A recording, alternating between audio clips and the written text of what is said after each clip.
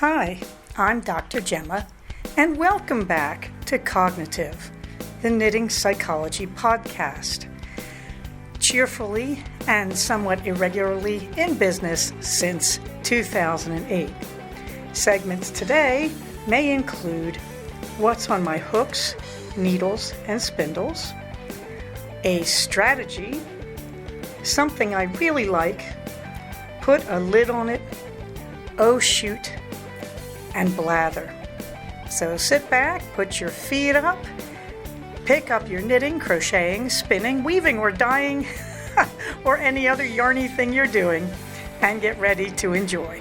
So hi, it's Dr. Gemma, and this is episode 213 of Cognitive, and we're trying a new experiment today. I have a lavalier microphone. This hopefully will stop me from recording all sorts of weird little sounds as I swish around my recorder while I record. So I can now put the recorder down and have this clipped onto my lovely turtleneck, and we will see how the experiment of love goes here. Your comments are always welcome. Please comment on our blog at cognitivepodcast.blogspot.com or on our group on Ravelry, and you can find the show notes in those places. In the meantime, warm thanks to our own Sustainable Living, who I hadn't heard from for a little bit, so it's really nice to hear your voice, or rather read your voice, over there in the notes on Ravelry. And Sustainable Living reminds me that, it's time for that Romuald sweater project. She's looking at a West Knits project with some spectacular yarn that she picked up at CFR9, and you can go see a picture of that over on the show notes. And I realized I'm going to commit either to the Estrella sweater or the September sweater, which is actually a crocheted sweater. Depends on which one I'm in the mood to make. I'm a little nervous about the September sweater. I'm a little nervous about the fit. I'd love to do it because I have some very old, I believe, DK from Webb's that probably Lorna's laces that I've had forever. And I'd love to tear through it. But the Estrella is spectacular. I've wanted it for years. And at CFR9, I bought the yarn for it from Lisa Souza. And I then bought the contrast yarn in the yoke, the gold, from, is it Malabrigo? I think it's Malabrigo Sunset, Malabrigo Rios. And they're just so beautiful. Now the Estrella is covered with pattern all the way down to the waistline. I'm not doing that. I'm just doing a lovely collar of pattern, a yoke pattern, and that will be enough for me, but I just think it's very beautiful. The September sweater is crocheted, uses up a yarn that I'm not sure how else I will use, and it's a good experiment. It's another simple sweater pattern that I might like to add to my repertoire, so we'll see. But right now I'm betting it's going to be the Estrella, and I have a link in the show notes to my page on Ravelry where I'm going to do the Estrellas. Meanwhile, Christmas is coming. Romuald is the 21st for me. Oh gosh, it's 6 days away. Oh heavens, yes. A week from tonight, I will be on vacation. I will probably sound like a whole different person. At any rate, one of the goals on that weekend is to collate all my information for CFR 11 and start an information thread on Ravelry. So right now I'm still carrying the Cognitive Fiber Retreat X or CFR X or CFR 10 information because I'm leaving it there for myself to help me set up the template for CFR 11. But that is coming, and again, it is tentatively it is scheduled for October 11th, 2025. Meanwhile, you say, but Gemma, wasn't this a knitting podcast? What's on your hooks and needles? Well, actually, I'm going to start with my hooks. I wanted to make wristers for my son. This is because on cold mornings I love fingerless mitts, but I don't want to really commit to something too special looking because I sweat all over them, and they get wet. All sorts of things happen to them in the normal course of being in a race or running out in the outback, whatever. So I like to make these out of my scrap yarn, especially out of scrappy sock yarn, because when you use size 1 yarn, or fingering weight, or sock yarn, when you use that, They become very small and light. They go really well under full-scale gloves or mittens, and they do really well by themselves. And they roll up nicely and fit in the pockets of whatever coat or vest you're wearing to run. So I don't want to invest any money in these, is what I just said in more lofty terms, I guess. Which means I also don't worry about them matching each other. And this leads me to say, go look at the picture. They are finished. I started the first one, and I thought it was really wide, and I thought that's great because we're trying to outfit my son to run. Because now he's running in all sorts of weathers that he didn't used to run in, and he was only running down in the very warm and temperate Santa Clarita Valley. And so I thought that was great, and we'll make him some more winter stuff. So first I made them. I let him try on the first one, which I thought was wildly large. He said it didn't fit him, it was too tight. It almost fit him. And then later, while talking to himself and his father, basically said he doesn't want to wear gloves when he runs. I'd love to be that person. I have always had cold fingers and toes ever since I was a little girl, and I don't think diabetes is going to improve that, So I'm into keeping my fingers and toes warm, hence all the sock knitting. At any rate, this means that I just inherited another pair of scrappy wristers. I am using a free pattern from Lion Brand Yarns. Problem with this is that it's all back loop or front loop. And all I really wanted was a simple crocheted pattern in the round, starting below the wrist and going up to halfway up the fingers. This has got to be the hardest pattern on the planet to locate. Everybody, even on Ravelry, even in the free patterns, everybody wants to do a textured stitch. I don't know why. If you go online and you look up wristers or fingerless mitts, they're being sold by running companies for runners. They're basically in knitting what you'd call stockinette. They're very smooth, they're very simple and straightforward because here's a surprise, people want to fit them under their mittens on the ride home from their race or whatever. Okay, so I have realized, but I have not yet done this, that the thing to do is to take the Lion Brand wristers pattern and just follow the numbers and crochet it around. Now, Lion patterns, when they do crochet, they tend to do circles. Instead of doing them as a spiral, you start at the bottom of the wrist and you just keep going round and round until you get up to where it has to get wider. They tend to do them in complete rows. So this is, in other words, chain, I think it's 34. And when you get to the end, you do a slip stitch, and then you chain one and turn around and go the other direction in single crochet, and then you chain one and turn around and go the other direction, and so on. And that works fine. At first, I couldn't get that to work. But that's a perfectly good thing, obviously. It also gives you a distinct sense that you're staying on the proper number. You don't tend to suddenly realize your wristers have gotten hugely wide or hugely narrow. However, I now realize that I am about to take this same pattern, and I am probably going to do that first 2 inches exactly the way they do it. I believe you're knitting in the back loop on that one. And then after that, I am just going to knit around normal single crochet through both loops and do that all the way up to the fingers. And at the very top, the last thing they do is probably, again, that back loop for about 1 inch. And I'm probably going to do that. In other words, I think you could use these, or you could use this pattern as a very basic single crochet pattern, just using the numbers in the pattern for small and large. And I suspect I've done that in the past, except I seem to remember that I spiraled. I had this yarn that looked like clown vomit. There's no nice way to say it. And I tried to start socks and thought, oh my gosh, that just looks like clown vomit. And there was no way to make the gauge do anything else. It was a very short repeat yarn. I have no idea who it was from. I think it was from an Indian. I bought it because I loved the colors, but that was as far as my love went. And so I believe I made that into these wristers, except I just basically connected the circle and then spiraled all the way up and so on without doing any back or front loop type of work. So you can certainly do that. At any rate, these are very adaptable wristers, this pattern from Lion Brand. And that's really why I'm telling you all this, is if you want to make simple, fast crocheted wristers, this is the way to do it. I do not go with the philosophy of just make a rectangle that is twice the width of your wrist, fold it in half, seam it, and then leave a thumb hole. I really don't like to do that. I really don't like that big seam along the side. I'd really rather do it circular.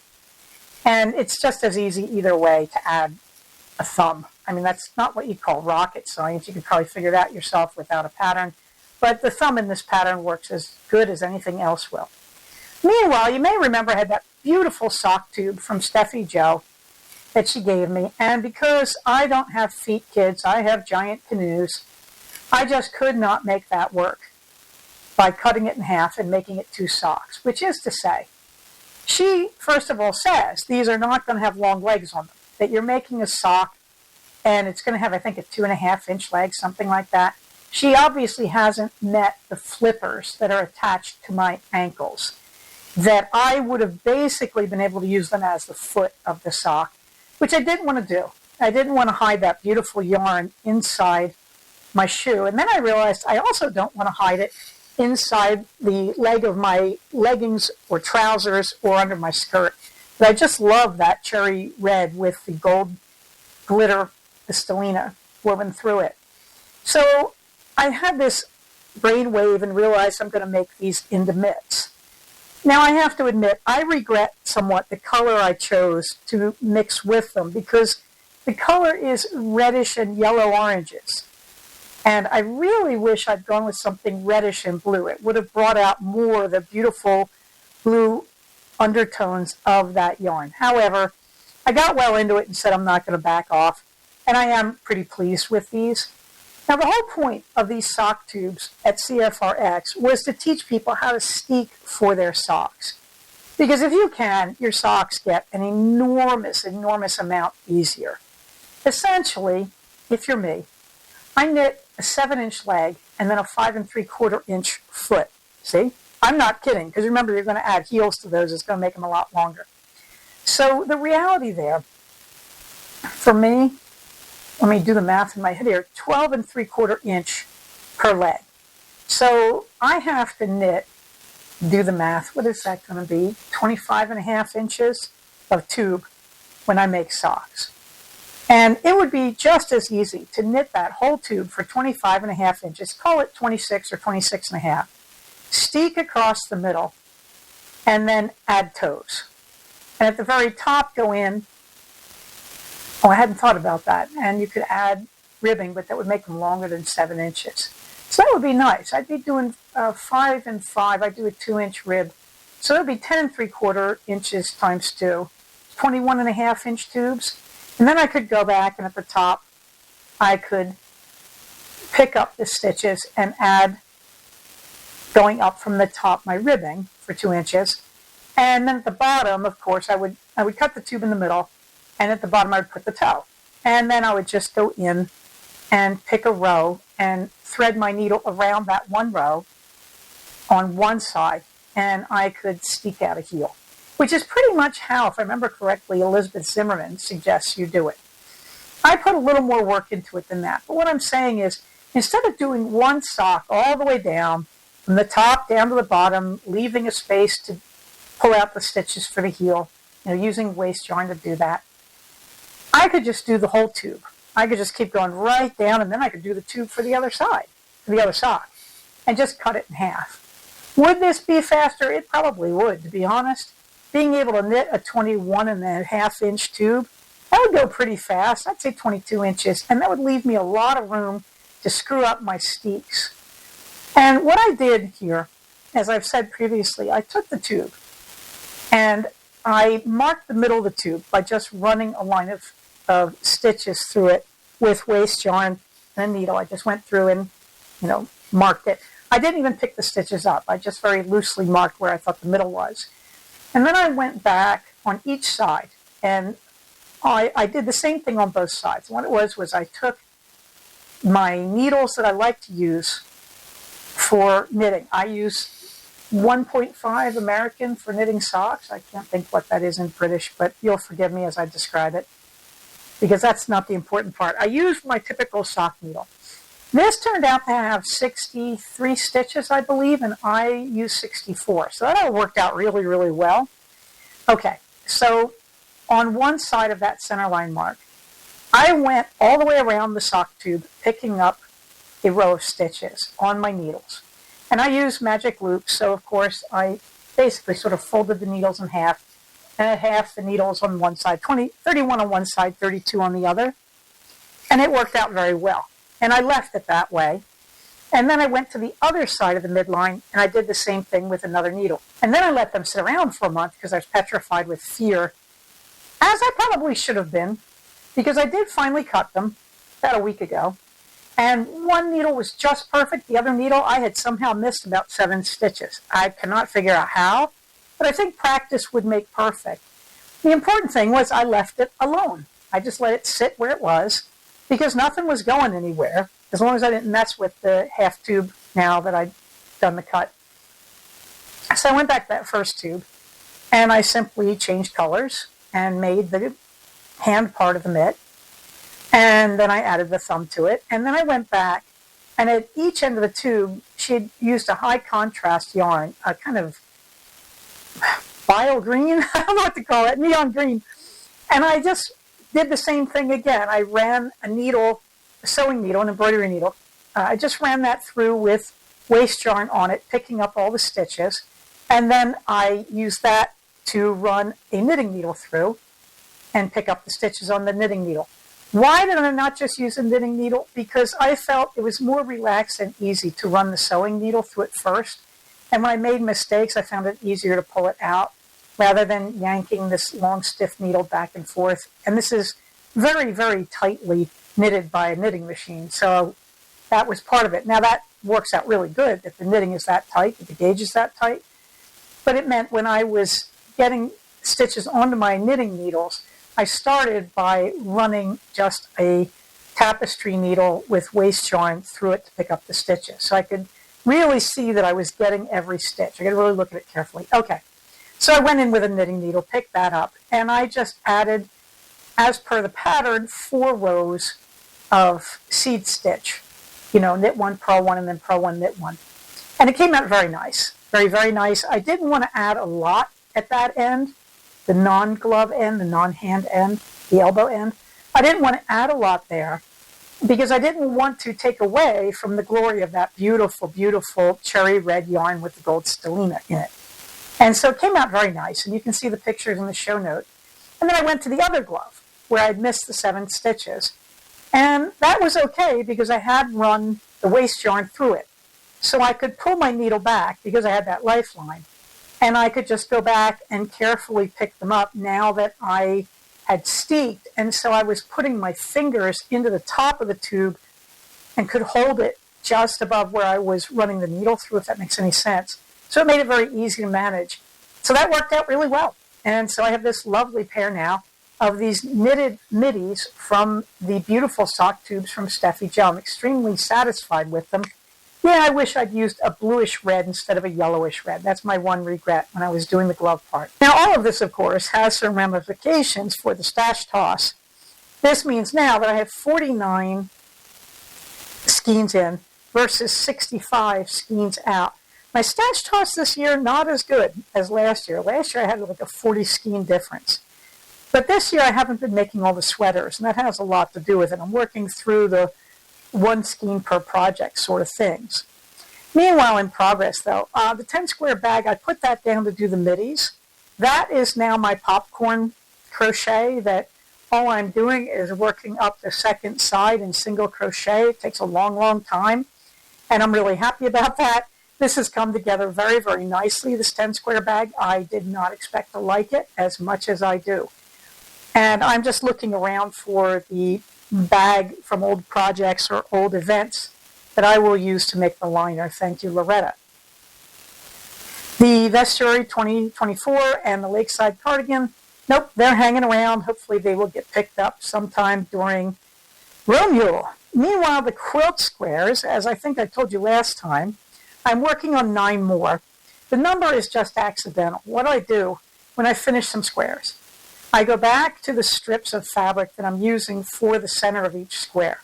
And I pick that with a lot of good luck. I have a lot of that stuff left. So that's really good news. Because I don't want to change the centers of the squares. You want that to be the same all the way through the quilt? I do, anyway, because I'm making a log cabin. So whatever you do with the sides of the log cabin square, you want that center square, the hearth, as it's called, to be the same. So I have a lot of those. So what I do once I've finished a bunch of squares is I pull out my measuring tape and I lay it on my ironing board, which is not the best cutting board, but there you go. And next to it, I lay out the long strip that I have of the fabric that I'm using for the center. And I just cut 2.5-inch squares. I just snip, snip, snip my way until I've gone through one or two of those strips. And that's how I determine how many squares I'm making now. So this time I came out with 9 center squares. And then on my ironing board, I have laid out a pile of light strips and a pile of dark strips.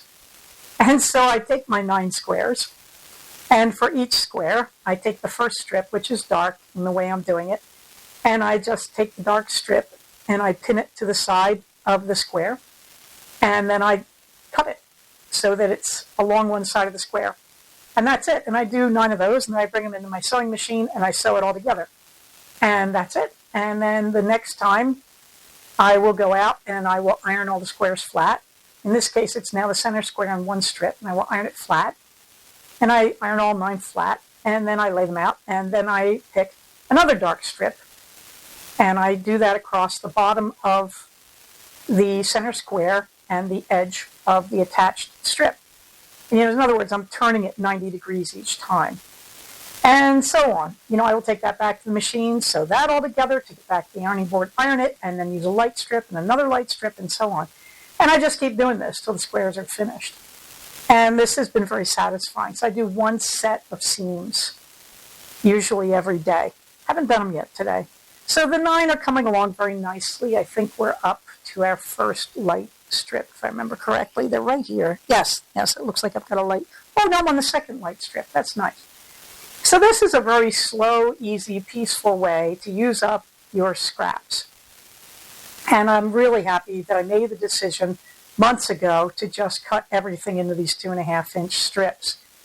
It's really great, and I love the sense of using it up, and I will come back to that.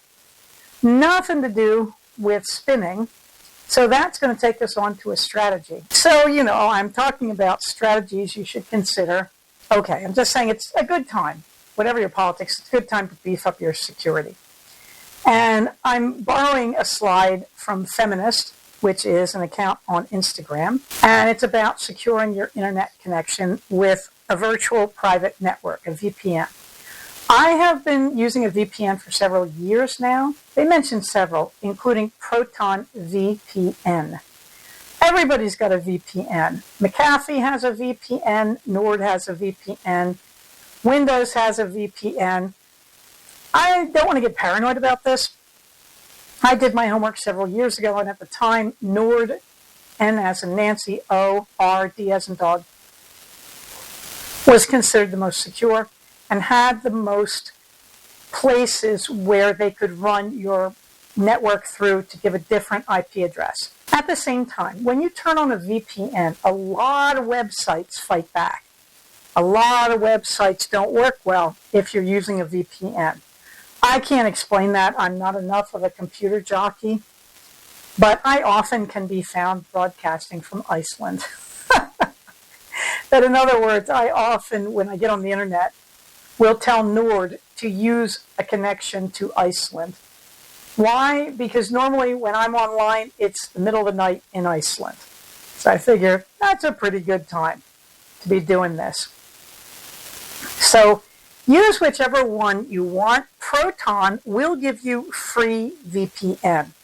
I like Proton a lot. I use it when I am on Reddit for various communications. Proton does do end-to-end encryption when you use it to send messages. So I am a fan of Proton as well. Officially, I am still on Nord in my job. When I get out of my job, I will probably switch over to Proton, assuming it's still free.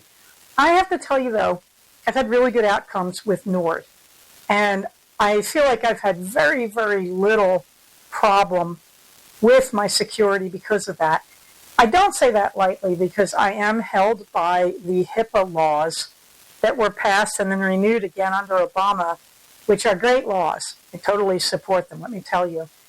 And so I have spent a lot of time working on this, and I take it really seriously. And I think if you're going to talk about anything sensitive online, I think it's time to get very, very serious about a virtual private network, about broadcasting from a different IP address, all that stuff. I think it's time to get serious. For years, I have used various security firewalls and whatnot. And I have to say, they're okay, but I feel really good about having that virtual private network. I will tell you, one of the things I do as a result of all this working on privacy is I really restrict which machines I will put any financial information on, including apps that go to my bank accounts. And the machine I use for that never leaves my house and lives in a fireproof location in my house, that I really do worry about keeping my financial information private and secure. Anytime I have financial information on one of my machines, like on my phone, I use a VPN on that. I never leave the house with my phone without the VPN active, and it's worth it to me. So really the strategy this week is start doing your homework on virtual private networks. Again, start thinking about your security on your computers and anytime you're going online, particularly if you're a woman who is still menstruating. We all know they're coming for you and people want to stop you from crossing state lines and all sorts of crazy restrictions. So now would be the time. I also want to mention, having said that, I also did get a lot of nice feedback from the State Department about my passport. I'm really, really pleased with that. I'm using the online service, and it seems to be booking through the system very, very quickly. So this is a very satisfying experience so far, just to update you. Meanwhile, in Offshoot, I'm injured. Actually, it's from my shoes, and it's not from my running shoes. I think it's from my clogs, and it's also from the weight loss. That as a runner, I do a thing called pronating, which is to say I swivel my feet towards the outside as I move them forward. And I'm losing weight. That's something that heavy people do. Well, about a week ago, my feet started aching, and I thought, my shoes aren't old enough to explain this, my running shoes, what's going on? And then I realized my clogs were making it worse, and then I realized the pair of clogs I wear the most have been hollowed out to this shape of pronation, where they have these really high arches, and the outsides are worn flat, and they were killing me.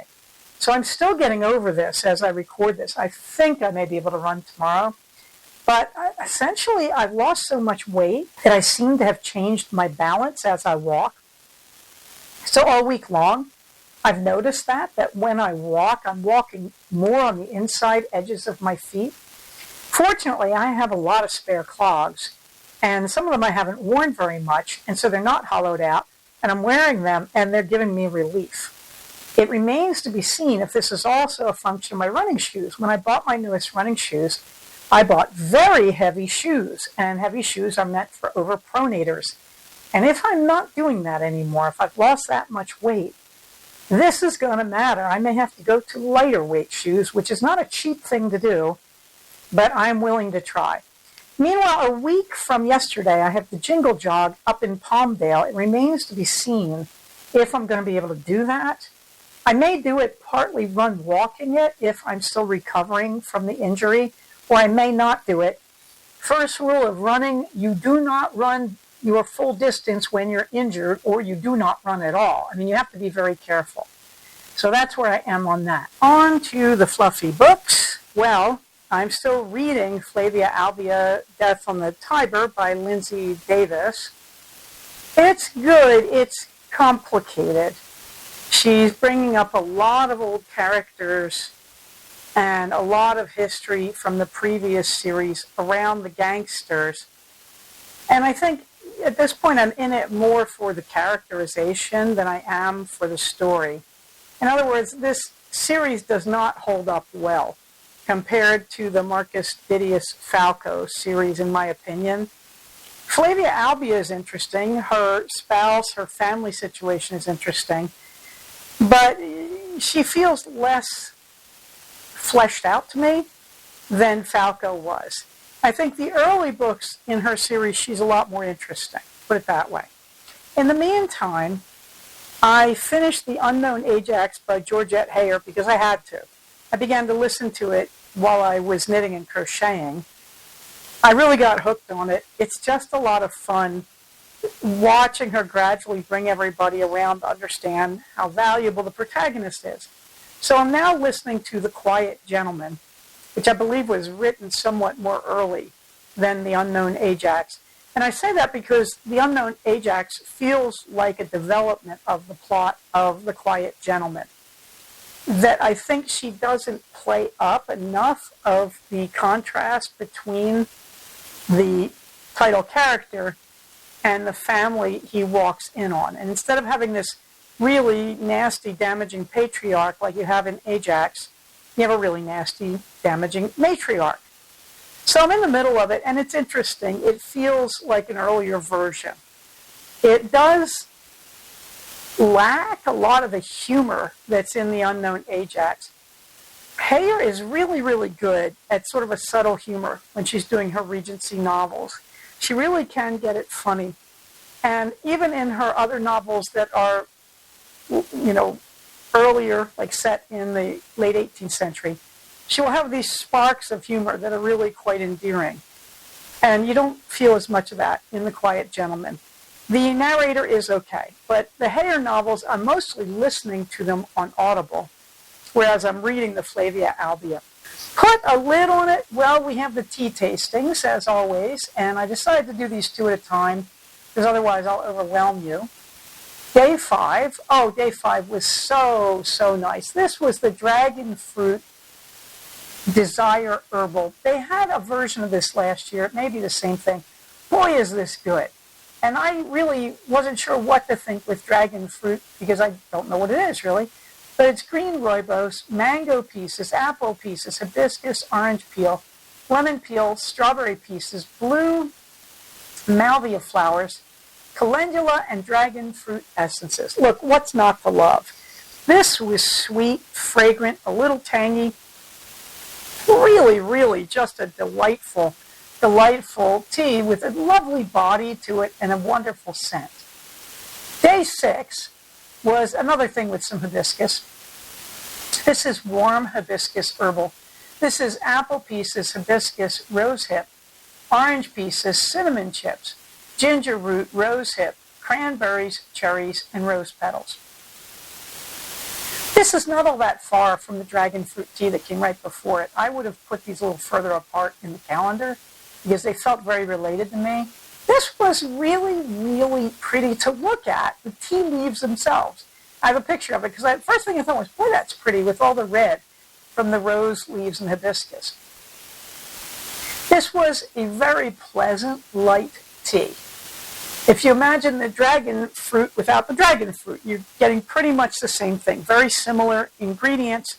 This does not have the oomph of the green rooibos in it. There's no rooibos in this. So it doesn't have quite that body that a rooibos tea has.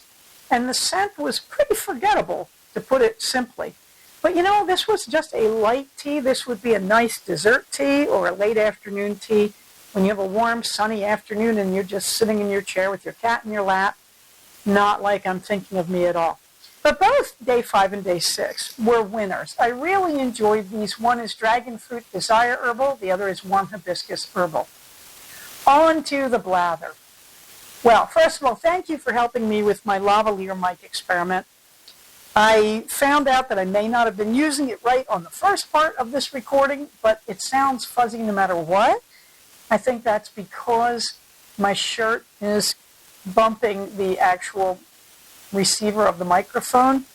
I apologize if this has been a little fuzzy or staticky. I'm not sure. Meanwhile, we had another power outage.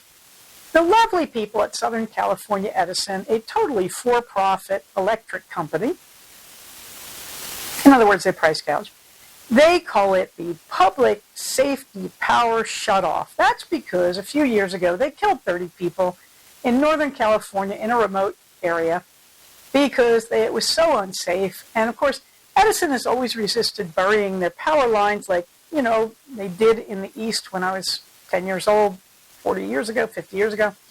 They don't bury their lines. They just do this for profit, let's face it. So they accidentally burned down a town, and people couldn't get out of it. The flames went so fast. So now, for our safety, they shut down the power. Of course, it would be more for our safety if they'd take those record profits and bury their lines, but hey, what do I know? At any rate, so we had another planned outage that went on for 2 days. This got very old. The first morning, my husband was due to go get an MRI. Fortunately, where he was getting that done, they did not have the power shut off, but it caused a little bit of disruption in the morning. So I ended up taking the morning off and taking just 3 hours off and crocheting all morning. And it got very warm, although it was highly windy. And we got the generator going after he came home, and everything was good. But I just decided not to wrestle with trying to see clients until he got home. So that afternoon I saw my patients, and we were good. The next day was just annoying, but the generator was running, and my husband and son did a good job managing it. But this made me start looking at solar power. And so I am still working on that project. I looked very seriously at renting from a company called Sunrun. However, when I looked up their local people, bad reviews, that they just do not have the contractors, then I looked up their license and it was suspended. Now, since then, the salesman wrote back to me and said, look, it's not suspended anymore, which is true. But I have to tell you, it was suspended. I know how to look up a license. It's where I would look up my own license. I looked several times. The fact that they went back and fixed it after it was reported to them, to me means they're not real invested in what they're doing in California if they're not paying attention to the status of their contracting license as a company. So now I'm looking at buying, and we're just in the midst of that. So stay tuned. If you have any recommendations for solar power, I am very interested. Meanwhile, yesterday I declared the Saturday of Craftiness. I am very tired. I have a 9-day vacation coming up, followed by the Wednesday off the week of January 1st. I really didn't go to take the Monday and Tuesday off because it just is too many patients missing, too much time, and they're all going to go, well, some of them are going to go bananas. Some of them are very difficult patients, so I didn't want to take 2 weeks off in a row. But meanwhile, I have 9 days off coming. Oh, I can't wait. So I have declared this week vacation week. I did this at Thanksgiving, and it worked really well. At Thanksgiving week, I said the Monday of Thanksgiving week I had to work, but I'm on vacation. So I went to work, but I just treated the rest of the time the way I would treat my vacation time, looking up projects I needed to do, etc. As a result, I had a great Thanksgiving week. And so I'm doing it again. I've just decided I'm on vacation. And so I've been starting on the vacation projects. And that's why I got so much stuff finished. That's why I got the mitts done and had my son trying on things, and I'm looking at solar power quotes and all that sort of thing. And why yesterday, I was tired, was the Saturday of Craftiness, where I got those mitts finished. And I'm very, very happy with that. However, that meant today was the Sunday of household stuff, and it worked really well. I had such a good rest yesterday that I was raring to go today. And so I started exploring my gifts from our own Quondam Quadrat. That's who sent me So Witchy and Miss Lavalier Mike. And so today I really did well. I got into that bathroom that I had really wrecked during the power outage by overflowing the bathtub. And it took me several attacks that I would go in, clean a floor for 15 or 20 minutes, and go out, and it was still a mess. Go back and work on it a little more, and go out. And got the cat box changed and realized I'm going to upgrade the litter box because I am way behind on litter box technology. Yes, there is a litter box technology for felines. So today was basically Household Sunday, which is good because now there's still a lot to do, but the common areas are pretty clean and looking very good. I cleaned out the Roombas, all that good stuff. And the back bedroom got cleaned, the bathroom got cleaned, and I'm coughing and having less of a sinus headache as a result. And so you know what that means. It means tomorrow I start the serious holiday stuff. So tomorrow I have a full slate, but I have nice people. I shouldn't come out of it too wiped out. I'll get an intake tomorrow afternoon, though. That was fast. Anyway, because I just lost that 4 o'clock patient last week. Well, they're going on a lovely trip. They didn't lose anything. And they'll probably be back. But anyway, so, I'm thinking tomorrow I will start on the vacation projects. My son will be in school, so that Tuesday night he's at chorus practice, so I might be able to get some of those candles done I still have a few candles to empty of wax, candle holders, and get them ready for the great candle pour over my 9 days off. So at any rate, yes, and I'm also looking at the Romeul sweaters. I have to say, too, normally my Romeul sweater is a scrap yarn sweater. I don't have a lot of scrap yarn. I really have used up most of the yarns that I would use for my Romeul scraps. So I actually think my Romeul project is going to be starting the Estrella sweater. I realized I needed to say that earlier. Meanwhile, you can see under Community Resources my Knit and Crochet Library link, the link to the things that I buy to support my knitting and crocheting, and links to the techniques that I like. You can also have a link to my link tree, and you can see a picture of it. It is not clickable on the page. Meanwhile, on the calendar, we have all the events that we normally have over in the Santa Clarita Valley. I am thinking of organizing a free craft exchange myself through the SCV Free Craft Exchange Facebook group. I'm thinking of organizing one on the 29th, so those of us who have been struggling through Christmas projects can get rid of all our excess. Romeul, of course, is December 21st through, for me, the 29th, and then I will have the 1st off. The Jingle Jog on the 21st, I'm feeling pretty good. I might be able to run it. We'll see how that goes. After that, you can see all the links to my races next year in 2025. And then, of course, the date for CFR 11 is October 11th, 2025. Minerva gets the last word. And I was surprised. She's been very, very affectionate this week. She's been in my lap all week long. She's figured out that she does not like some of my Tuesday clients because they're very pathological. And so she's been trying to stay in my lap to protect me. And I couldn't resist. I thought she's really loving on me. She's really, really trying to be my buddy. The occasional nip or bite, but she's trying. And so I dug out her picture, one of her baby pictures when we first got her. I came in one day and found Blankets lying in her crate. Blankets enjoyed her crate with the gate open. And there was kitten Minerva lying against her as though she were her mother, with her back against Blanket's stomach. If you look at that picture, and you know Blankets, written all over her face is, "Please get it away from me." Blankets was always clear that she felt a little creeped out when the cat got too close to her. Anyway, Minerva is in that picture, and she's loving Blankets. And if you look real carefully, you will see that her right foreleg is draped over Blanket's left hind leg.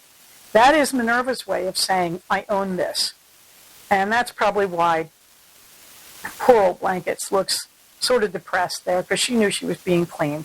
And Minerva would tell you, celebrate the love. Love everybody. Make them love you back. But really, it is the time of year to celebrate the love. And Minerva would like you to do that. Having said that, you can celebrate the love by remembering that you are part of a larger community on several levels, many levels, in fact. And when you take care of that community, you are taking care of your individual self. It's a mutual system of love your community and you will be safe as well. So please, everybody, remember that. Remember to stay safe, take care of each other, and I will talk to you soon. Bye-bye. So we have come to the end of another episode of Cognitive. Please do not use this podcast to diagnose yourself. If you think you are having a mental health problem, please contact a licensed mental health professional. Show notes for these episodes can be found at cognitivepodcast, all one word, .blogspot.com. Episodes can be found at iTunes under the name Cognitive Podcast, but also can be found posted next to the show notes on the Blogspot page. Thank you so much for listening. Everybody, stay safe, take care of each other, and I'll talk to you soon. Bye-bye.